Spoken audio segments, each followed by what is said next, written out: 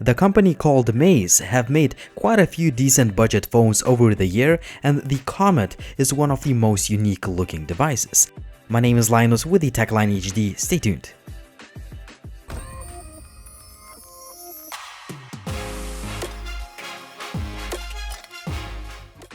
As usual, make sure to check out the video description for all the show notes, camera samples, and a product link.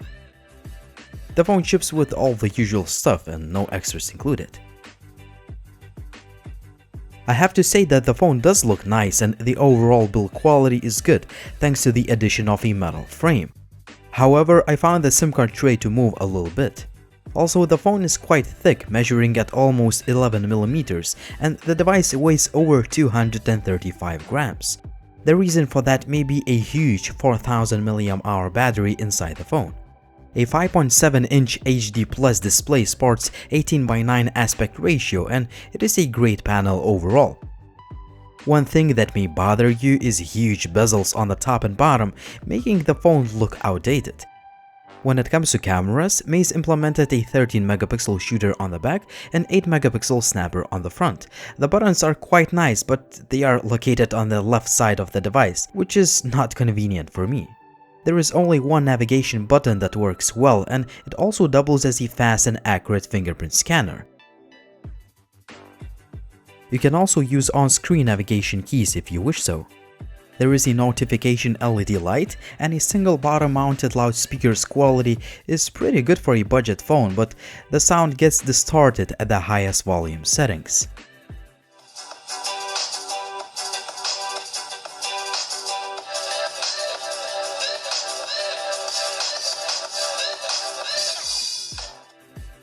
The Maze Comet ships with pretty good specs considering the price of the phone. Also, it has a hybrid dual SIM card tray for storage expansion.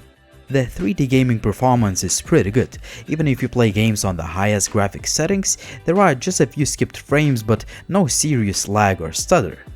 That is really impressive for any budget phone in general. The phone gets warm quite quickly, but it does not overheat to uncomfortable levels. I always like budget phones that ship with almost stock Android with just a few added features. You can choose between the on-screen navigation keys or physical button navigation and customize the LED notification light.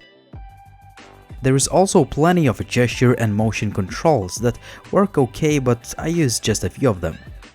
As usual, I have installed a lot of apps to see how the phone performs on a daily basis, and the device performed very well. You should expect a smooth and fast overall performance without any lag. The overall image quality is quite bad, but keep in mind that I could only test the camera on a dark and a cloudy day. Still, I expected better quality images for a $150 phone, both in good and bad lighting. Selfie image quality is a lot better and the pictures will look great on social media. The 1080p video quality is mediocre like on most of the phones in this price range, and the camera lacks some essential features like continuous autofocus. Selfie videos are recorded only in 480p and therefore the quality is kind of poor. I found all the connectivity options to work well. Even the GPS signal reception and accuracy were good. If you love using VR headsets, this phone may not be for you since it has only 3 sensors and there is no gyroscope on board.